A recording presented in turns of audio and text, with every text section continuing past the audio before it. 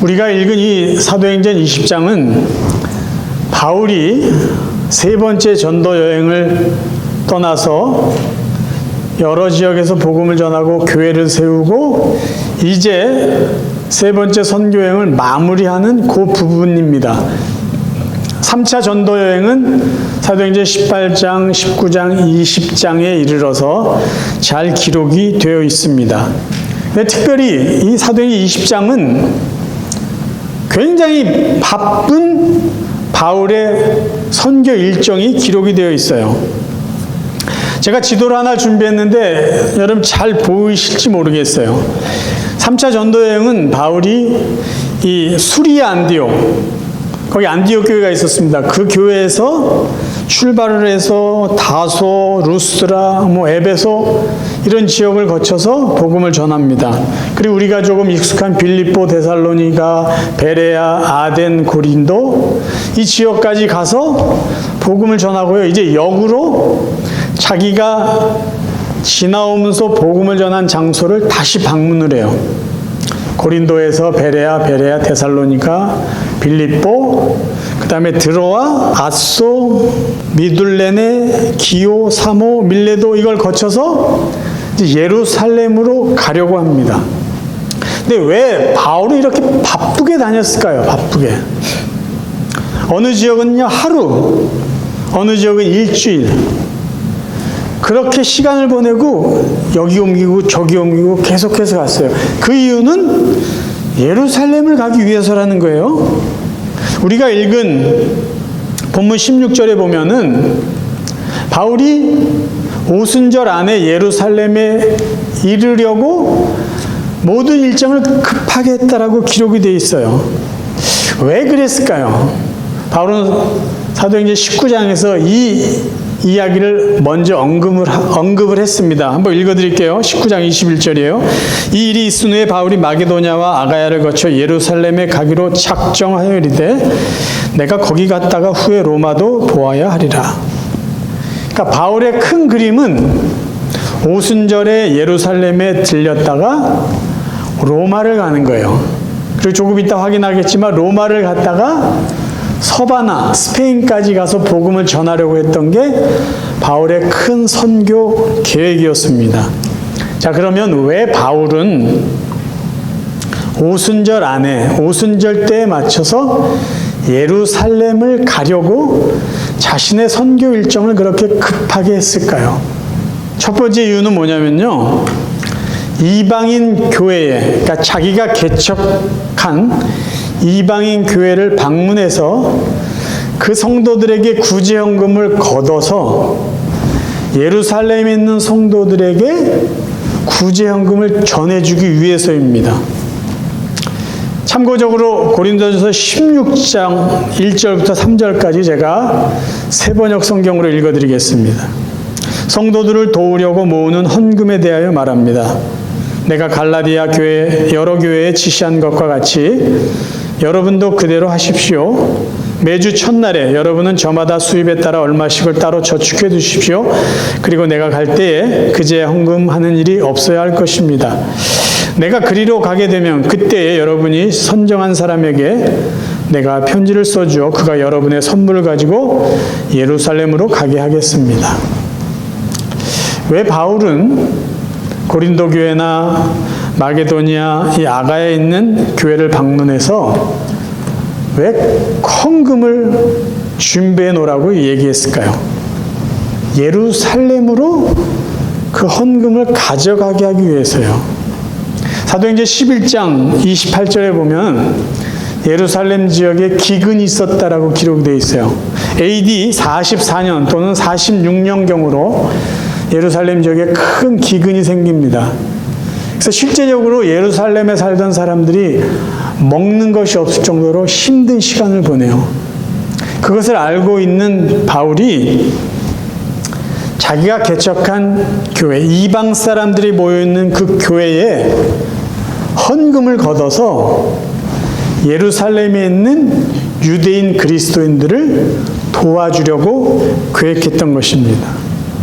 이 이야기는요, 바울이 기록한 로마서에 조금 더 자세하게 기록이 되어 있어요. 로마서 15장 25절부터 제가 읽어드립니다. 이제는 내가 성도를 섬기는 일로 예루살렘에 가노니. 이 표현을 봐서 로마서가 어디에서 기록됐는지 우리가 생각할 수가 있죠. 3차 전도여행이 마치기 전이에요. 예루살렘으로 가기 전 어느 장소에서 바울은 로마에 갈 생각을 하고 로마 교인들에게 편지를 쓴 거예요. 계속 읽겠습니다. 예루살렘에 가려고 하는데 그 이유가 이는 마게도냐와 아가야 사람들이 예루살렘 성도 중 가난한 자들을 위하여 기쁘게 얼마를 연보하였습니다. 헌금했다는 거예요. 저희가 기뻐사였거니와 또한 저희는 그들에게 빚진 자니 만일 이방인들이 그들의 영적인 것을 나눠 가졌으면 육적인 것으로 그들을 섬기는 것이 마땅하니라. 무엇을 이야기하고 있을까요? 복음은 유대인으로부터 전해지게 됐어요. 그러니까 이방 사람들은 유대인 덕분에 예수가 그리스도다 복음을 듣게 되고 구원받게 됐잖아요. 그래서 이방 사람들은 유대인으로 해서 영적인 은혜를 받은 거예요. 그래서 영적인 은혜를 받았다면 이방 사람들이 자기들에게 그 구원의 은혜를 전해준 유대인들에게 육적인 것, 물질을 나눠주는 것이 당연한 것 아니겠습니까? 그 표현입니다. 자, 그 다음에 바울이 조금 더 큰 계획을 이야기해요. 그러므로 내가 이 일을 마치고 이 열매를 그들에게 확증한 후에 너에게 들렀다가 서바나로 가리라. 그러니까 바울이 로마를 방문한 목적은 그 당시에 땅끝이라고 생각했던 서바나, 스페인까지 가려고 했던 계획이에요. 근데 가기 전에 예루살렘에 들려서 내가 이방인들에게 복음을 전했더니 이 이방 사람들이 하나님 은혜에 감사해서 유대인 당신들에게 이런 선물을 줬습니다. 그러니까 그 아름다운 열매를 여러 사람들에게 확인시켜 주고 나서 로마도 방문하고 서바나까지 가서 복음을 전하려고 합니다. 그 이야기를 한 것이에요. 그러니까 바울의 이런 계획을 우리가 좀 이해한다면 지금 드로아에서 일주일을 보내고 마지막 날 유두고 사건이 나타나는 거예요. 예? 유두고 이야기 아시죠?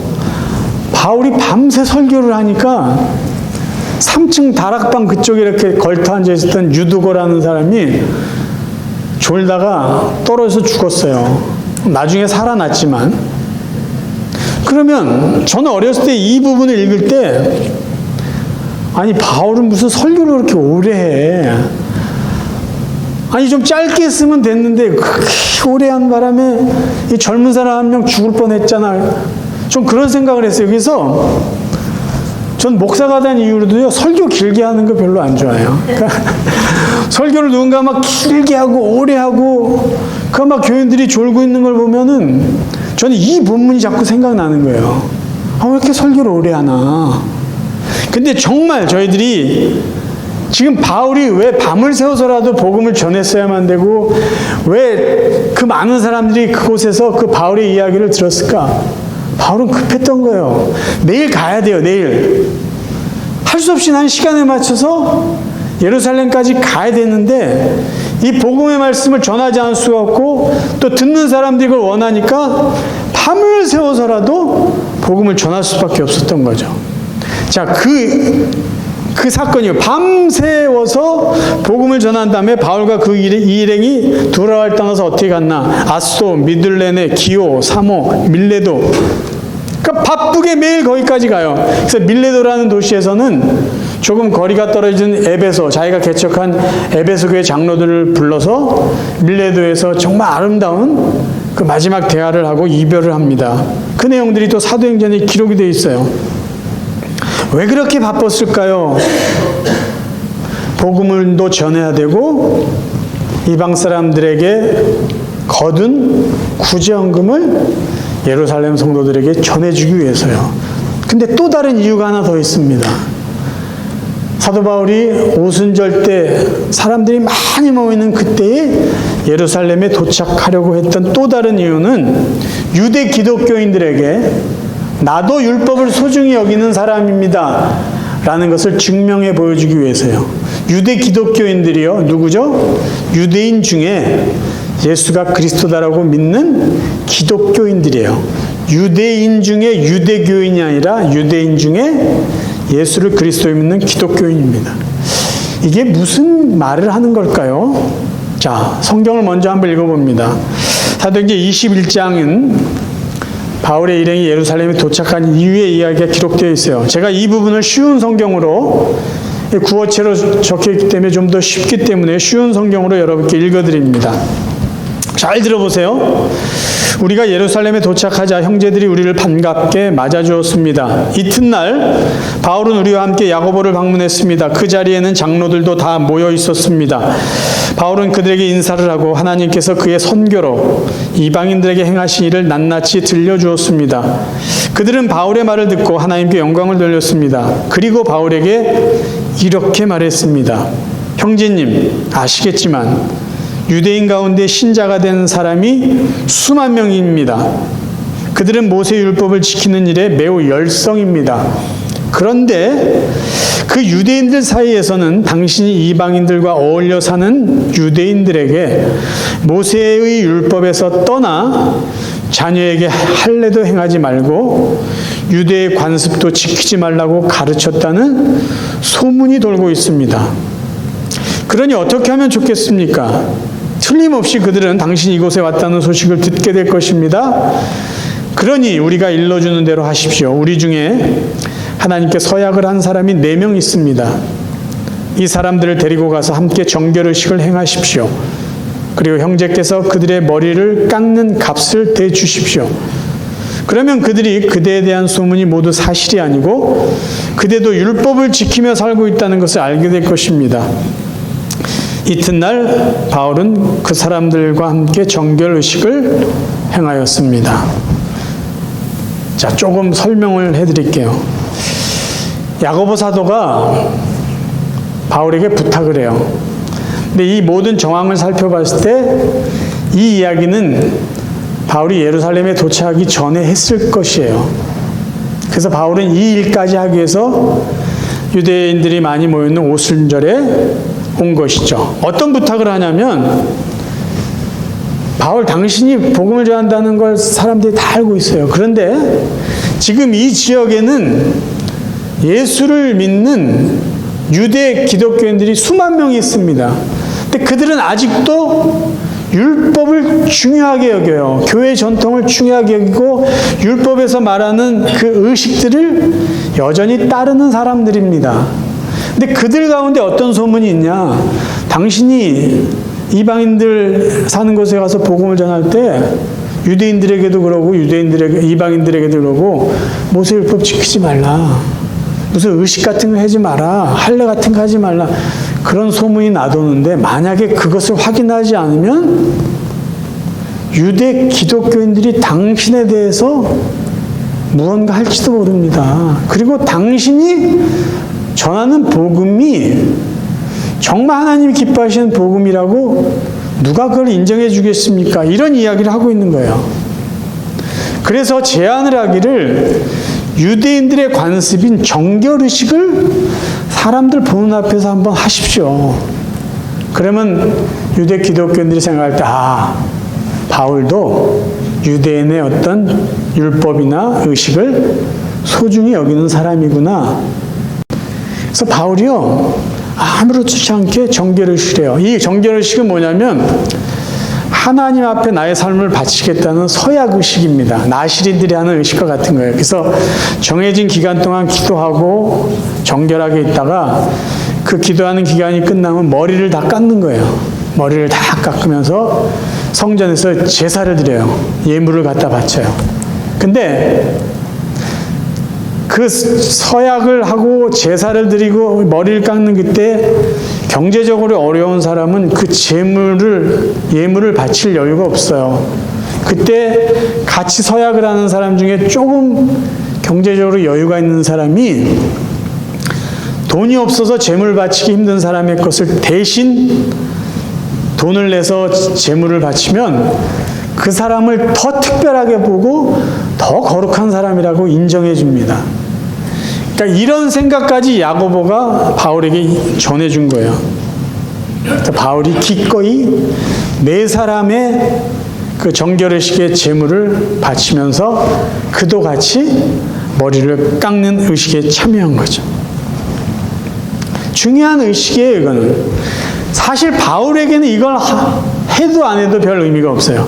그렇지만 바울이 그것을 한 것은 자기의 어떤 사도성이나 자기가 이방인들에게 전하는 복음의 그 모든 사역이 유대 기독교인들에게 인정받고 싶었기 때문입니다. 그래서 나중에 바울이 이런 이야기를 해요. 고린도전서 9장에 보면은요, 이것도 제가 쉬운 성경 말씀을 읽어드리겠습니다. 나는 자유인이며 어느 누구에게도 매여 있지 않습니다. 그러나 나는 되도록 많은 사람을 얻기 위해 스스로 많은 사람의 종이 되었습니다. 유대인들에게는 유대인을 얻고자 유대인처럼 되었습니다. 율법 아래에 있는 사람들을 대할 때는 비록 나 자신은 율법 아래에 있지 않지만 그들을 얻기 위해 율법 아래에 있는 사람처럼 되었습니다. 율법 없는 사람에게는 비록 나 자신은 하나님의 율법을 떠난 사람이 아니라 그리스도의 율법 아래에 있는 사람이지만 율법 없는 사람들을 얻기 위해 율법 없는 사람처럼 되었습니다. 믿음이 약한 사람에게는 약한 사람들을 얻기 위해서 약한 사람이 되었습니다. 내가 모든 사람들에게 그들과 같이 된 것은 아무쪼록 모든 방법을 다하여 그들 중에 몇 사람이라도 구원하기 위해서였습니다. 그러니까 바울은 복음을 위해서 유대인처럼 될 수 있고 이방인처럼 될 수 있는 그 여유를 갖고 이 사역을 했다라는 것이죠. 그러니까 분명히 바빴어요. 바울은 정말 바빴어요. 그리고 여러 지역을 다니면서 복음 전할 때마다 정말 여러 환난도 함께 뒤따랐어요. 어찌 보면 복음 전하는 것 자체는 쉬웠을지 몰라요. 근데 복음을 전하는데 따라와서 시비 걸고 때리고 돌 던지고 욕하고 오해하고 그게 힘들었을지도 몰라요. 그럼에도 불구하고 바울이 이 바쁜 일정을 쪼개서 사람들을 만났고 그곳에서 정결의식도 행하고 이게 끝나면 다시 로마로 갔고 로마에서 서바나로 가려는 그 열정을 계속 붙잡고 있었던 사람이에요. 왜 그렇게 했을까요? 바쁜데도 그 바쁨을 쉬지 않았어요. 힘들고 어려운데도 쉬지 않고 복음을 전했어요. 바울이 이야기할 때마다 제가 늘 강조하는 게 있어요. 바울은 하나님의 은혜가 뭔지 알았어요. 하나님의 은혜가 뭔지 알았기 때문에 그 은혜에 보답하고 싶었어요. 고린도전서 15장 10절 그러나 내가 나 된 것은 하나님의 은혜로 된 것이니 내게 주신 그의 은혜가 헛되지 아니하여 내가 모든 사도보다 더 많이 수고하였으나 내가 한 것이 아니오 오직 나와 함께 하신 하나님의 은혜로라. 제가 다른 사람보다 더 수고한 것은 하나님의 은혜가 그만큼 컸기 때문이에요. 그럼에도 불구하고 뭐라고 고백하냐면 내가 그렇게 수고한 것조차도 하나님의 은혜입니다.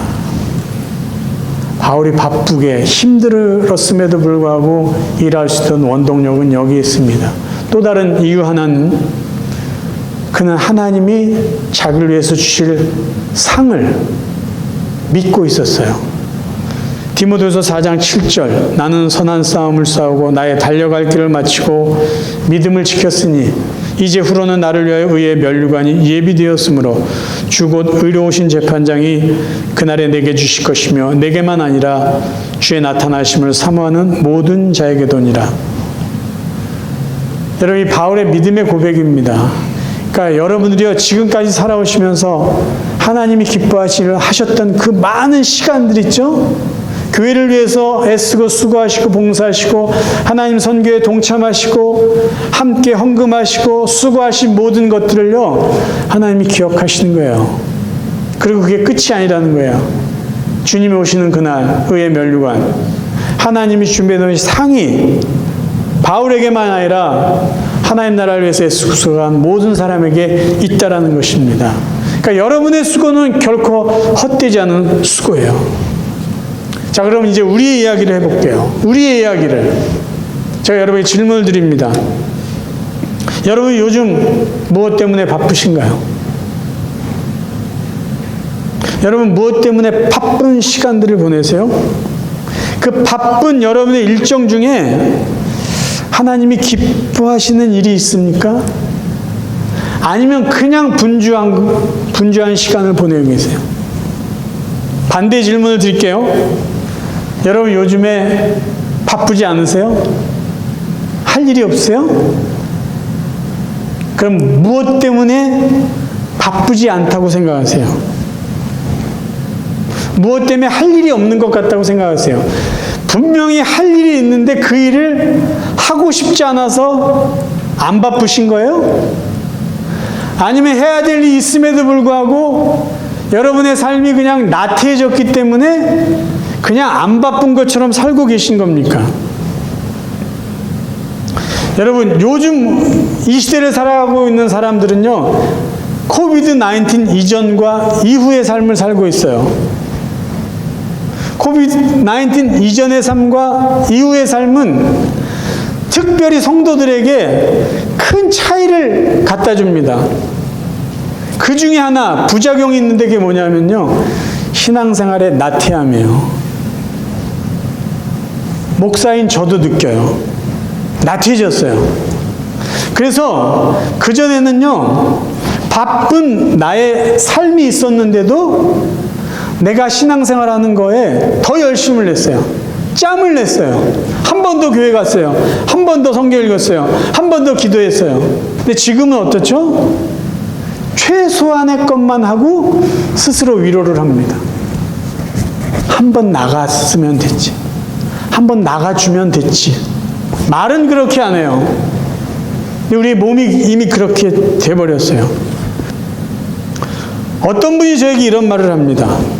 목사님, 한때 제가 너무 바빠가지고 막 머리가 다 아플 정도예요. 집에 들어가면 쉬고 싶은데 쉬어지지가 않을 정도로 막 스트레스가 꽉 찼대요. 그래서 평소에 안 보던 한국 드라마를 한번 볼까? 한국 예능 프로를 한번 볼까? 코미디 프로를 하나 볼까? 왜요? 그거 보면서 그냥 아무 생각 없이 있으면 스트레스가 풀릴 것 같아서. 그래서 찾아서 봤대요. 뭔지도 모르고 그냥 보고 그냥 의미 없이 좀 웃다가 졸다가 일어나고 그럼 이제 조금 편해지더래요. 근데요, 코비드 그때 시간이 좀 많고 그거 지나고 나서요, 이제는 드라마 보는 게 일이고요, 한국의 예능 프로에 찾아보는 게 일이고,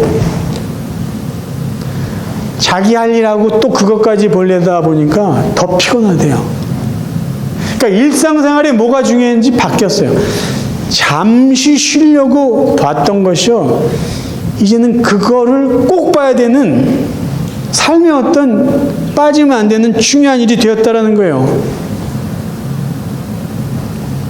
제가 어제 30여 년 전에 저희 친구 목사 부부를 만났습니다. 그분은 터키에서 지금 한 35년 정도 선교사역했던 선교사예요.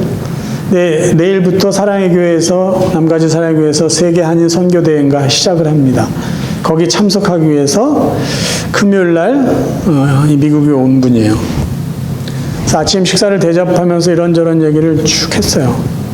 그래서 지금 어디 머물고 있냐 그랬더니 자기 옛날 원주에 있는 모교회의 친구 집에서 지금 이틀 있다가 내일부터는 이제 숙소에 간대요. 근데 그 친구 자랑을 막 하는 거예요. 그 부부가 같은 고향 이 친구들인데 이 사람이 말라위 선교를 정말 열심히 한대요. 정말 열심히 해요. 평신도인데 너무 자랑을 하길래 제가 식사 마치고 그분 집 여기 가까이 있어요. 그 집 앞에 이제 그 친구 목사 부부를 내려주고 그 집사님 인사나 한번 하자고 제가 그랬어요.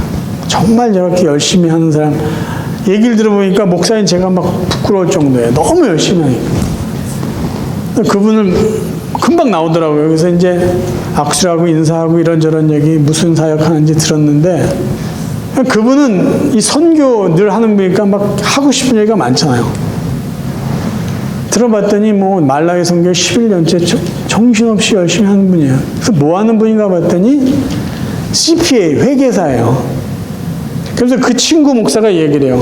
이 친구가 굉장히 바쁜 사람이래요. 그러니까 또 기다렸다는 듯이 전화기를 이렇게 딱 저한테 보여주면서 자기 스케줄을 보여주는데 월요일부터 금요일까지 빽빽하게 했어요. 빈칸이 하나도 없어요. 그래서 이거 무슨 스케줄이냐 그랬더니 자기는 30분 단위로 매일 15명의 그 클라이언트를 만난대요. 매일. 그리고 텍스 시즌에는 하루에 30명을 아침부터 밤늦게까지. 그래서 자기가 바쁜 사람이래요. 이렇게 바쁜 사람이래요. 그 얘기를 계속 들어봤더니 그 사람이 바쁜 이유는 한 가지예요. 말라이 선교하려고. 정말 바쁜데 그 사람의 바쁨에는 분명한 이유가 있어요. 집에 오면 생각했어요. 내 자신이나 저희들이 그분처럼 꼭 바빠야 되는 이유는 없어요. 그런데 반대로요, 바쁘지 않을 이유도 없다라는 거예요. 여러분, 저희들이 생각할 때 내가 왜 바쁘게 사는지, 내가 왜 바쁘지 않은지 정도는 생각해 봐야 된다는 거죠.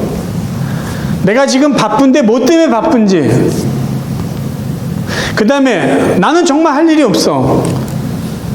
그럼 정말 할 일이 없습니까? 여러분, 기도하세요. 나는 정말 할 일이 없어요. 기도하세요. 지금 세상 돌아가는 꼴을 보면 여러분 기도하지 않을 수 있습니까? 여러분의 교회를 위해서 기도하셔야 되고, 우리가 후원하는 선교사님들 위해서 기도하셔야 돼요. 여러분은 여러분의 자녀만을 위해서 기도하시지 마세요. 정말 할 일이 없다면요, 기도하세요. 시간을 정해놓고 작정하고 기도하세요. 하나님 말씀을 읽으세요. 하나님 말씀을 배우세요. 왜 할 일이 없습니까? 여러분, 세상의 거의 모든 사람은요, 바라는 게 있어요. 뭐냐면요, 건강하게 오래 사는 거예요. 근데 이게요, 성도들이라고 예외는 아니에요. 그게 하나님의 은혜고 축복이에요. 그렇죠? 그럼 하나님이 우리에게 주신 건강의 복과 시간의 복을 여러분 낭비하신다고 생각해 보세요. 하나님이 나에게 건강을 줬어. 시간을 많이 줬어. 근데 나는 할 일이 없어. 그게 정말 축복일까요? 사탄은요, 우리를 어떻게 유혹하냐면요, 바쁘다는 핑계를 대면서 중요하고 의미 있는 일을 못하게 만들어요. 그러면 우리가 여유가 있고 할 일이 없을 때 사탄은 우리를 어떻게 유혹할까요? 할 일이 없고 편하다는 것 때문에 시간을 의미 없이 낭비하게 만듭니다. 제가 지지난주에 인용했던 말 다시 인용하고 싶어요. 한나 아렌트라는 사람의 책을 제가 인용했어요. 이스라엘의 아이만이라는 책에 나왔던 마지막 문장을 제가 인용했죠. 그분이 얘기한 결론이 이거 아니에요. 악의 뿌리는 무사유다. 아무 생각 없이 살고 아무 생각 없이 했던 일 그냥 하는 거예요. 시켰으니까 하고 그냥 이게 늘 했던 일이니까 해. 남들 다 하니까 해. 아무 생각 없이 하는 게 악의 뿌리가 될 수 있어요.